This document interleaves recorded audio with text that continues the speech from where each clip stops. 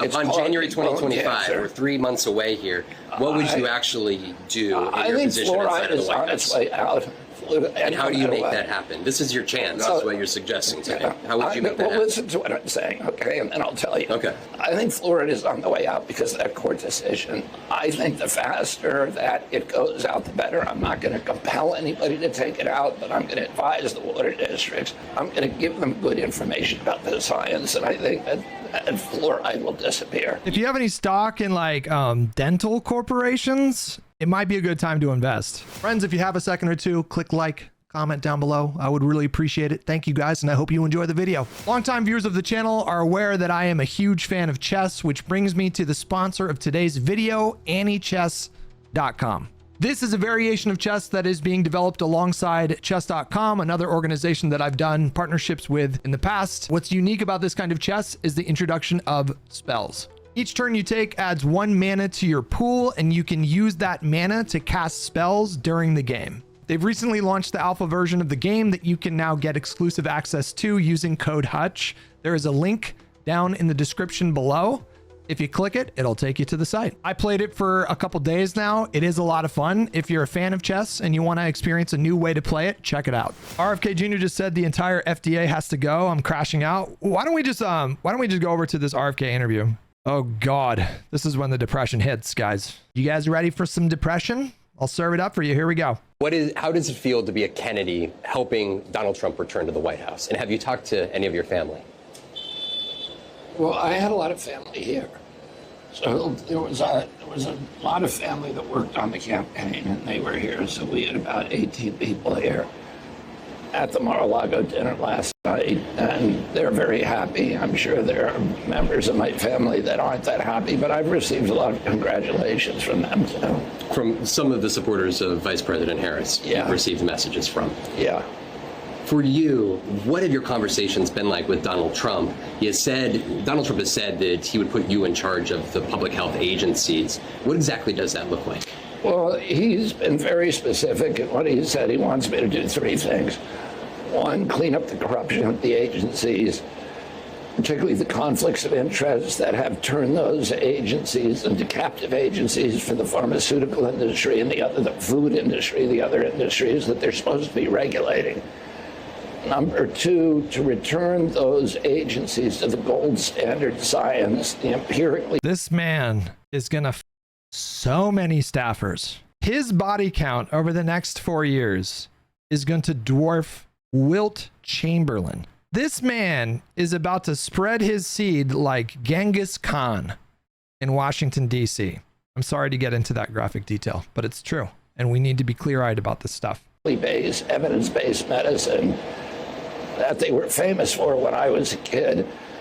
And number 3, to make America healthy again, to end the chronic disease epidemic. And President Trump has told me that he wants to see measurable, concrete results within 2 years in terms of a measurable diminishment in chronic disease among America's kids. So is that specific role to be the Secretary of Health? I don't know. We have not decided yet what my official role is going to be. What did you tell him you would like that role to be? That's why I didn't tell him. I've told him that I want to think about it. So in that capacity, though, you feel confident that you have been given the assurance that you would be able to have an actual role in the administration that would allow you to make those sorts of decisions? Yeah, absolutely. He's asked me to do that. President Trump is very committed to this issue. And he was committed to it before I came on board. In fact, he called me in 2016 when he won, and he wanted to do something like this back then. And for a variety of reasons, we ended up not doing it. But as far back as June of this year, he was doing tweets that looked like I had written them, talking about chronic disease and the necessity, how debilitating it is for our country. When my uncle was president, 6% of our kids had chronic disease. Today, it's 60%. When my uncle was president, 3% of Americans were obese. Today, it's about 70% obese or overweight. In other countries that don't have all. I'm so curious about what this actually looks like. How does this translate to policy? you know, for a morbidly obese like Trump voter in Alabama or whatever, like how is he personally going to impact their life? What does this actually like look like? Because it's all great. I mean, like in principle, I agree. Like we should endeavor to incentivize Americans to live healthy lifestyles. Absolutely, right? But what does that look like with him sort of at the helm of like the FDA or HHS or whatever? Like what is he actually gonna do? Not just how this looks like in terms of policy. Trust me, this being the administration of the US for the next 4 years is appalling show to the rest of the world. It is what it is sometimes. Listen, America, we're a great, beautiful, complicated, flawed country. I don't know what else to add to that. It's true. These poisons food, like Japan, it's still 3%. And when my uncle was president, I was a 10-year-old boy. We spend zero on chronic disease in this country. Today, we spend 4.3 trillion. So it's 5 times our military budget. It's existential for our country. 77% of American kids cannot qualify for military service because of chronic disease diagnosis. We have to put an end to this. Would you like to be nominated to be the Secretary of Health and Human Services? Like I said, I don't know if that's the post that I want. I may be more effective in the White House as a health czar or something like that, but we don't know. We haven't. What he means by that is that it's unclear that he would be able to get the requisite votes to be confirmed, even with this Republican Senate. Although their majority looks, are they going to get 54 seats, guys? He might have the votes to get confirmed, guys. That's the reality. If we could have limited it to 52. Then maybe we can get like some adults in the room like Murkowski and Collins to block some of these appointments. But if we get if they get 54 seats in the Senate, like he could be confirmed to the head of the FDA. Yeah. We haven't. I haven't looked into what he's allowed to do without Congress. So my understanding is that most or all of these agencies cannot be dissolved without Congress. But what he can do is hollow out the administrative state, and he likely will, with Elon heading up that operation. What is very likely to happen is they will get in there and fire 90 to 99% of the people that staff these agencies and fill those positions with carefully vetted Trump loyalists. So when we talk about the potential damage that Trump can do directly, that's obviously salient and relevant, but we also need to consider the damage that these agencies that exist to serve the American public, like the Department of Education, is there to facilitate educational advancement for all Americans. That's gone. The FDA exists to make sure that the products that we consume, the medicines that we take, are safe and effective. That's gone. The Department of Transportation, get that the out of here. My wife is a teacher who her whole grade level team ended up crying today, fearing more teacher supports get stripped in an already struggling environment. If I was a teacher in this country right now, I would be stressed out of my mind. Yeah, it's not great. Decided we're meeting today on these issues. Would that be ideally looking over the 13 health agencies that fall under HHS? Well, that would be one way to do it. There's other ways to do it too. You said you're meeting with now President-elect Donald Trump here this afternoon. I'm meeting with his team, with his senior team today. What is your plan these next 3 months? I plan to spend a lot of time in Palm Beach over the next 3 months meeting with the team, putting together. We have a 30-day plan, we have a 60-day plan, and we have a 190-day plan. There are things that we want to get done very quickly. Have you been given assurance that you would have a staff even? Yeah, I will. And I don't want to talk about specifics about what the administration Well, then what is your plan come day one? What is at the top of your list that you want to make sure you, with the power, you've watched a lot of administrations over the course of the last several decades. What do you want come January 2025 to do on day one? I'm going to do things that clean up the corruption in the agency. That's the really, we have 1,000 ingredients in our food that are illegal in Europe, that are illegal in other countries, and they're making our kids sick. So does that mean seeking like lawsuits? Trump is not going to let this man. Here's like an interesting like potential tension here, because Trump is not going to let this man with like big business. Trump is not going to let this man go in there and like ban, you know, certain chemicals or whatever. If it impacts like Kellogg's bottom line, Trump's not going to let him do that. That would be shocking. Because the things that he's talking about would like really disrupt entire industries. And Trump he is not gonna, you know, he's gonna do what he did the first time around, which is he's gonna increase the bottom line for the wealthiest individuals in this country. So I don't know what RFK Jr. thinks he's gonna be allowed to do when he gets in there, but Trump is gonna put the brakes on the second he starts getting phone calls from the CEOs of these, you know, multinational food companies. They're gonna be like, bro, this RFK guy's giving us a lot of trouble. You need to get him to knock it out. And I really have no idea like what, you know, the funniest outcome is that they're really not going to let RFK do much of anything, and they're just going to kind of give him a role to make him feel like he's important, but really they're not going to like let him like, they're not going to, I don't think they're going to let this man just completely off the leash, because the stuff that he's proposing is going to buck up against corporate interests, and there's no way that the Republican Party is going to let that happen. They're there because of corruption in our agencies. Does that mean using the agencies to ban those products in There's US a lot food of different supply? ways to do it. And I've talked very extensively about that on podcasts, etc. So you would potentially seek to do that? What my job is not to do as little top-down control as possible and just get good information to the American people. So we don't have good science because the agencies deliberately don't do that science because they don't want people to know what they're eating. And what I'm going to do is make sure that Americans have good information, the best gold standard science about their food and medicines, and then leave the choice to them. You have been a crusader on questioning vaccines. Are there specific vaccines that you would seek to take off the market? No, I'm not going to take away anybody's vaccines. I've never been anti-vaccine. You will not take any vaccine that is currently on the market. I'm not. If vaccines are working for somebody, I'm not going to take them away. People ought to have a choice, and that choice ought to be informed by the best information. So I'm going to make sure the scientific safety studies and efficacies are out there, and people can make individual.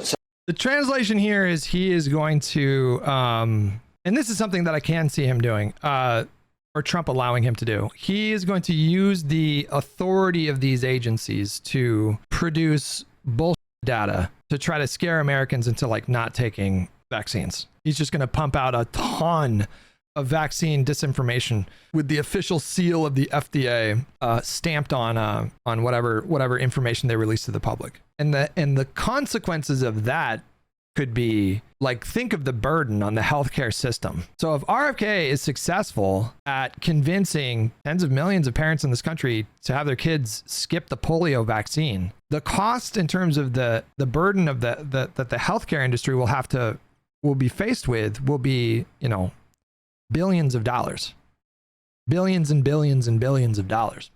Are you going to be moving, Hutch? Where do you think I'm going to move? This is my country. This is my goddamn country. I live in the most populous state of the United States of America. I'm not moving. You can move. Assessments about whether that product is going to be good for them. Would that include COVID vaccines that are currently on the market? I want the best science for every vaccine. It is part of that. During the pandemic, the height of the pandemic, you were questioning the FDA and calling them out for approving the emergency authorization of the COVID vaccines. If you had been in charge of the FDA at that time, would you have blocked the authorization of the COVID vaccines, like you were suggesting publicly? What I was saying at that time is the vaccines are not going to prevent transmission, which they were telling the public that they would. They were saying, you need to take this vaccine in order to protect grandma. I knew in May of 2020 that the vaccines were not going to protect against transmission because I was actually reading the monkey studies. But you would not have told the FDA. You would not have told the FDA to block the authorization of the I would have vaccine. been honest with the American people. And so you wouldn't have blocked it. I would have been honest with the American people now. So you wouldn't have blocked it. I wouldn't have. This is good right here. Press him on it. Just give us a answer here, bro.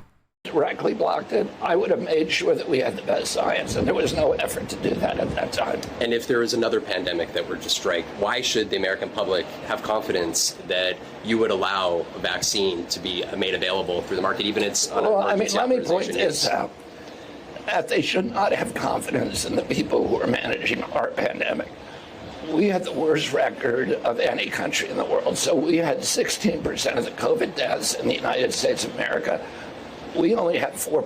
Why do you think that was, man? Why do you think that was? We were ranked 17th in the world for COVID mortality. In America, the most prosperous nation in the history of the world. And we had the 17th on the global scale. We had the 17th worst COVID mortality rate. Why do you think that was? He's going to tell you, oh, it's because Americans are eating too many hamburgers and they're too obese and we got to get them to do more push-ups. That's not why. We had an incompetent leader that was pushing for the entire economy to reopen 3 weeks after the pandemic kicked off. And you had a bunch of red states that decided that mitigation was not politically advantageous for them. So they had, and so what did we see? We saw COVID disproportionately impacted communities of MAGA voters. You can just see that plainly in the data. You had various epicenters, metropolitan areas like New York and Washington and early on, where there was a massive outbreak because a lot of people, when they traveled to the US, they traveled into these ports or whatever. And so so New York became ground zero for COVID in the beginning. But then you also had these, these ruby red states with these rural areas, and COVID was just decimating Republicans. They wanted to point to Sweden early on. Like Sweden, I think, didn't do any kind of lockdown measures. And a lot of mayors and of red cities and governors of red states were pointing to Sweden and saying, see, they're doing like they just have everything open and everything's fine. Well, when everything played out, Sweden had the highest COVID mortality of that entire region. Every other Nordic state had less COVID mortality by a not insignificant margin than Sweden. 2% of the globe's population. Nard Barge, I'm pulling up to work now, so I gotta go. Thanks for giving me a place to grieve today. All right, cheers, buddy. We'll be here tomorrow. So whatever we were doing in this country was the worst of every country in the world. So in order to do that, you say clearing out the corruption in your terms. Would that mean clearing out the top level federal service workers that are currently at the FDA and the CDC? In some categories, I would say. What does that look like? Yeah.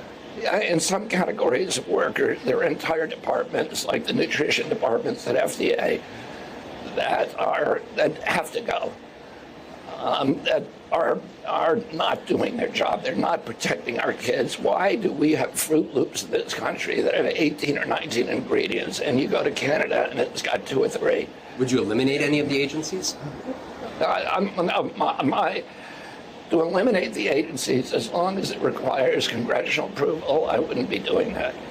I can get the corruption out of the agencies. This is what I've been doing for 40 years. I've sued all those agencies. I have a PhD in corporate corruption, and that's what I do. And once they're not corrupt, once Americans are getting good science and are allowed to make their own choices, they're going to get a lot healthier. You've also talked about fluoride in the U.S. water supply.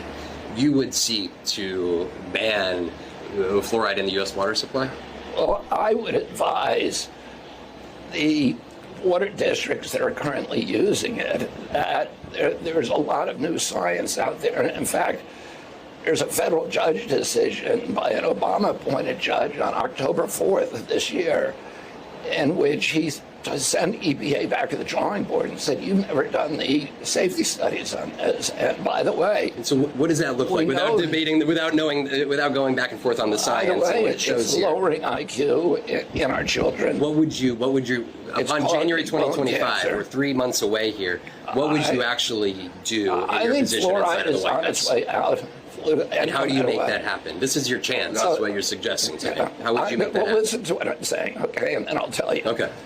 I think Florida is on the way out because of that court decision. I think the faster that it goes out, the better. I'm not going to compel anybody to take it out, but I'm going to advise the water districts about their legal liability, their legal obligation to their service zones and to their constituents. And I'm going to give them good information about the science, and I think that fluoride will disappear. What did Donald Trump tell If you have any stock in like dental corporations, it might be a good time to invest. Like what are like corporations that maybe provide equipment to dentists who, you know, so if there's any like the corporations who like make the dentist chairs and if they manufacture like the dentist instruments or whatever, now is a really good time to get in because they are going to do gangbusters if we get rid of fluoride in the water. you when you guys were having conversations while you were still an independent presidential candidate? It was a major endorsement when you dropped out of the race and backed his candidacy. What was that conversation like? There was a number of conversations. Essentially, he said to me, let's unify our parties because the landscape's... Dentures? Yeah. Are there corporations that are entirely... Are there corporations who their entire like business model is just making dentures? That's some good stock to invest in right now as well, yeah. Which we agree are much larger than those issues on which we disagree, and we'll continue to disagree on those. In ending the addiction to foreign wars, we both want to do that. Ending the surveillance, the censorship, the media collusion and that censorship, we want to end that. And then making Americans healthy again. And those are three big issues. And for me, and we agree 100% on those issues, so let's do it. What was it like to be a Kennedy at a Republican victory party?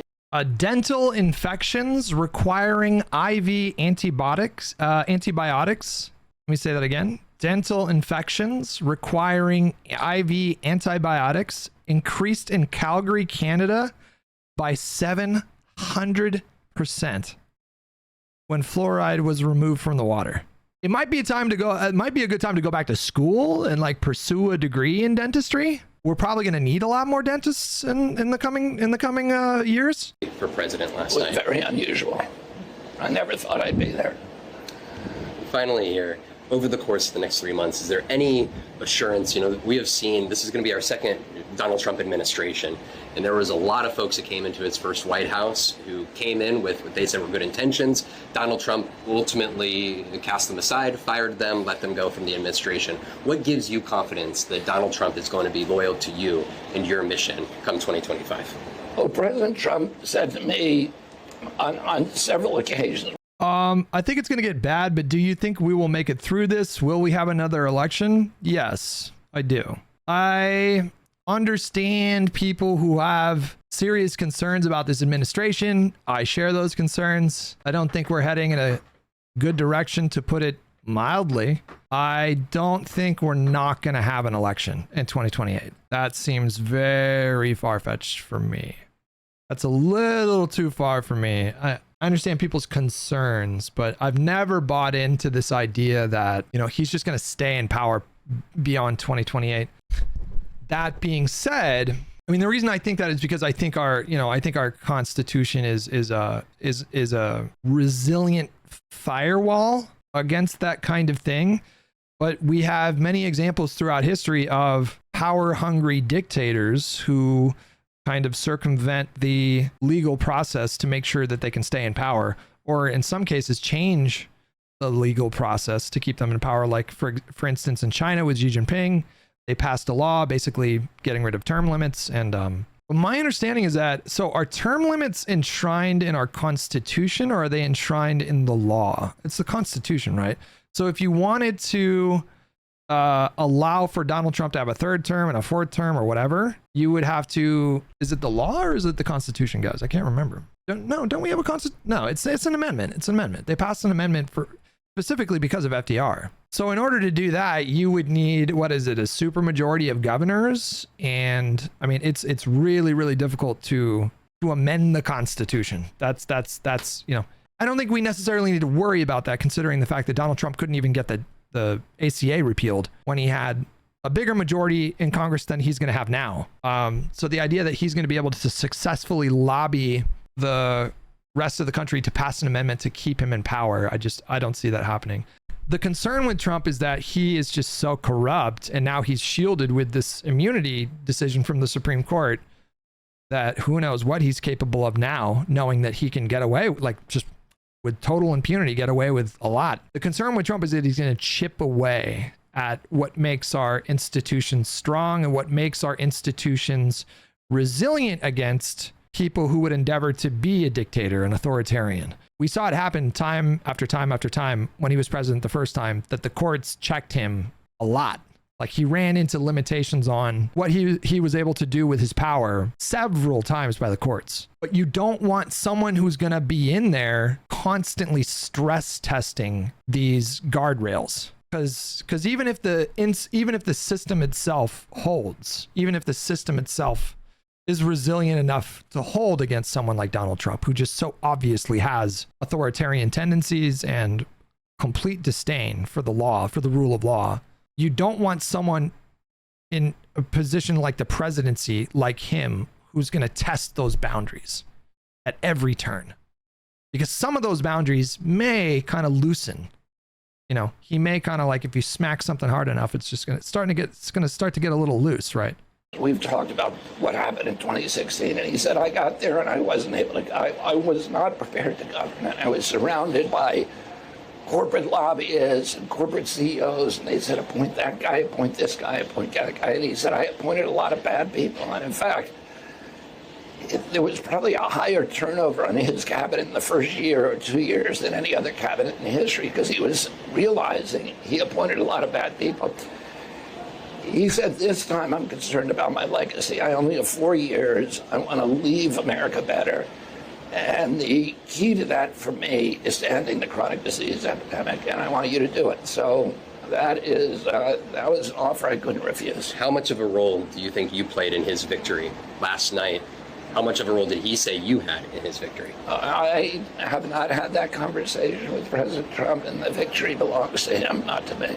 I got to tell you anecdotally, somebody in my orbit, when I spoke to them today, they said that they were really excited to see someone like RFK in a prominent position of authority in DC. And this is somebody who is smart, very, very smart, professional, not a dummy. This guy, I'm not going to say who it was or whatever. It's just somebody I know, somebody I'm close with, that I respect, who has imparted a lot of wisdom onto me. It's not Hector. No. Listen, it's nobody in the gaming space. Nobody you guys would know. And we were having this conversation today, and obviously we disagree or whatever, but you know, they expressed to me, you know, like they were like, yeah, I'm really excited to see RFK get in there. And I was left like, a streak of diarrhea poo on my car seat. okay, you don't need to, it's not necessary. You don't need to do that. Robert Bowling. No. And it's somebody who works in an industry that is adjacent to healthcare. So it kind of speaks to what we were talking about before, where it's like we have this, you know, massive problem with information channels and the truth. It's just like, that's kind of been the story of the Trump era, is just an all-out assault on the truth. The consequences of that manifest with somebody who, like I said, this person that I'm referring to is smart. They are smart. This is an intelligent person, successful in their career, capable of managing a team underneath them. And this person was telling me they're excited to see RFK. So there's and what I also, excuse me, what I also know about this person, they listen to a lot of podcasts, which ties into what we were talking about before. We've seen this trend away from traditional media sources, from traditional sources of information that were fallible to be sure, but for a long time in this country, people trusted news anchors and journalists to be truth tellers and speak truth to power and do good journalism.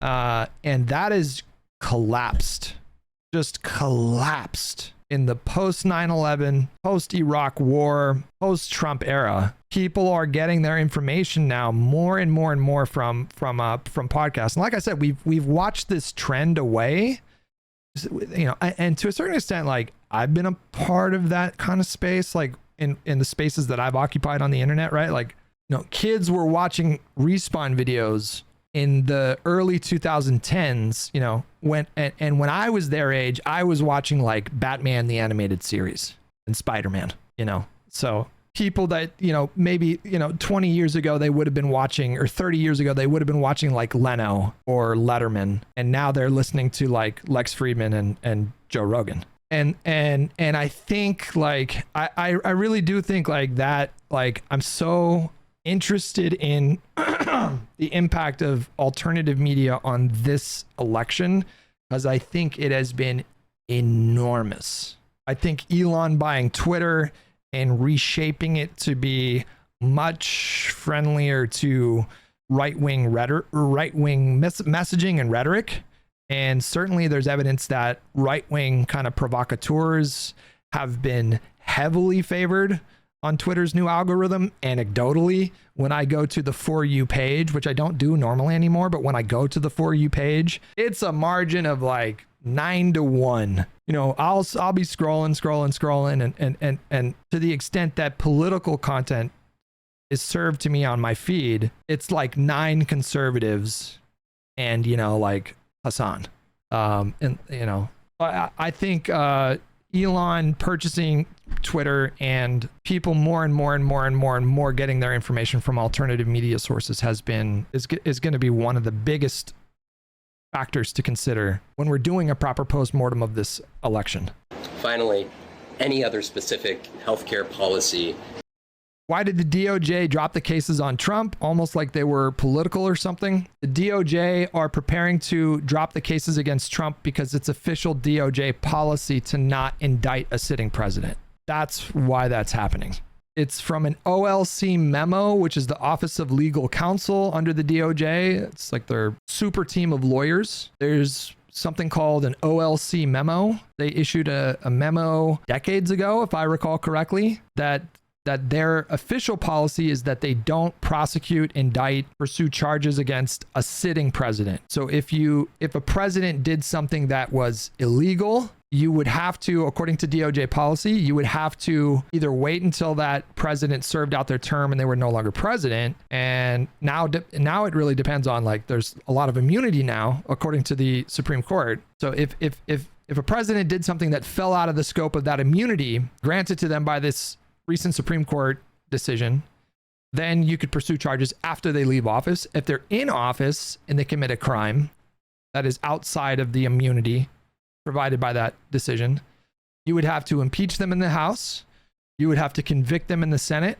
and you would have to remove them from office, and then the DOJ could pursue charges. But the person in the YouTube chat that was bringing it up, like, why did they drop those charges, or why are they going to wind down the Jack Smith investigations? It's because they don't indict, they don't charge sitting presidents. They just don't do that. So I don't want to get into the Garland discourse, like Garland should have pressed charges in the first 6 months. Like, I don't want to talk about that, man. I don't want to go back. I don't want to look backwards. That you will seek to implement in this role that you will have come January 2025 that we should be asking you about now? I'm not going to talk about specifics. Anything else? Oh. Guys? Okay, one more, because he said it. Liquid gold.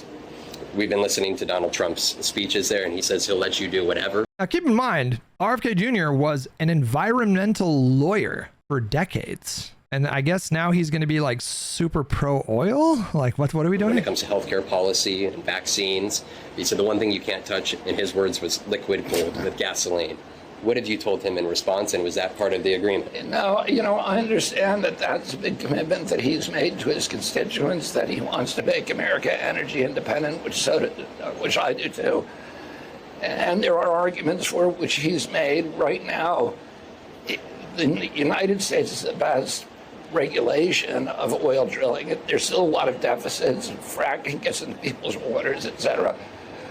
But we have the best regulation probably of any country in the world. And we now have oil drilling going into the Amazon and absolutely devastating it. I've also talked to the president about this, that if you're worried about carbon, and for millions of Americans who are and see climate change as existential, the most important thing you can do about carbon is to fix our soils. do regenerative agriculture. If we did regenerative agriculture on America's soils, we could absorb 100% of the carbon. Does he have lung cancer or something? No, he has something called spasmoid. What is it? Spasmodic dysphonia is a chronic neurological voice disorder and focal laryngeal dystonia. It results in involuntary spasms of the muscles that open or close the vocal folds, causing the voice that presents with breaks and strained/strangled quality or breathy quality, depending on the type of spasmodic dysphonia. It's known to be neurological in origin, but currently the exact cause is not known. Wait, hold on. I'm just speculating. Has he blamed it on vaccines? He had to have, right? Spasmodic. I'll bet you he blames it on. I don't know. I'm sure I could find a quote, but I feel like pretty confident he probably blames it on something that's completely unfounded. And get us down to pre-industrial levels. Oh, it's better than anything that we can do, and that's part of the role that I hope to play in government. Last thing. Any other names or of allies of yours that you are recommending for HHS secretary or other FDA or CDC? Not talking about You've got it in your head, and we'll follow up with it. The problem with cats, guys, is that daylight savings comes and they don't realize that they have to wait another hour to eat. And so I usually feed them at 6, and now at 5 p.m., my one cat that just screams at me, she's a talker. Like when she wants cuddles, when she wants to be when she wants to be allowed to go downstairs because we keep them separated for the most part. And when she wants food, she just walks into the room and goes, ow, ow, ow, ow. She just walks right up. Dude, that's it. Like my cat has helped like regulate my sleep cycle because she just comes in the room at 8 a.m. every goddamn day. No, hers is like, ow, ow. 8 a.m. She just comes in the room. I'm dead asleep, She just comes in there. Ow, ow, ow, ow. She just doesn't stop until you give her food. And so daylight savings time is a bit of an adjustment for them. Thank you, Mr. Kennedy. I appreciate it. Thanks for watching. Yeah, so that's my big question for RFK in terms of his role in like HHS or the FDA is like, how much is Trump going to allow him to do? I feel like Trump is going to try to like trick him into thinking that he has more power than he does, because Trump is absolutely not going to let him like ban, certain chemicals from Cheerios. Like, I just don't think he's going to do that. There's a big question mark there. What I anticipate, what I anticipate is that RFK is going to use the mantle of the FDA and HHS and NIH and all that to just push pseudoscience, blatant misinformation. We're going to get like an official letter from the FDA warning us about the dangers of myocarditis as it relates to the COVID vaccine, stuff like that. And the media is just going to have a field day with this guy, you guys. I'll tell you, that's another thing too. Who else is going to be eating good for the next 4 years is the media. Boy, their ratings are going to double in the Trump era once again. What do you think the turnover rate for his cabinet will be? I suspect this time the turnover rate is going to be lower because I think he's going to surround himself with like kooks and complete loyalists. Like, he's not going to make the mistake of hiring Reince Priebus and Milley and Mick Mulvaney and Mark Meadows, and he's not going to make that mistake. He's going to hire Vivek Ramaswamy is going to be his chief of staff, or Tulsi Gabbard is going to be like Secretary of State or something like that. And so I think I don't know if he's going to have high turnover this time around, because he's going to hire just like a bunch of crazy people and sycophants. Exactly. Cabinet speculation. What do you got? Trump cabinet candidates. Chief of Staff Susie Wiles, Secretary of Treasurer Scott Bessent, John Paulson, Robert Lighthizer, John Clayton, Bill Hagerty, Secretary of State Marco Rubio, Secretary of Defense Mike Pompeo, Department of Justice Mike Lee, John Ratcliffe, Eric Schmidt, Tom Cotton, Secretary of Commerce. Once again, Linda McMahon. Okay. Wait, did Linda McMahon, did she not resign after January 6th? No, she resigned in 2019. So it wasn't after that. I don't think he's going to have a high turnover rate this time because I think he's going to staff his cabinet with just the most pro-Trump kooky people you can imagine.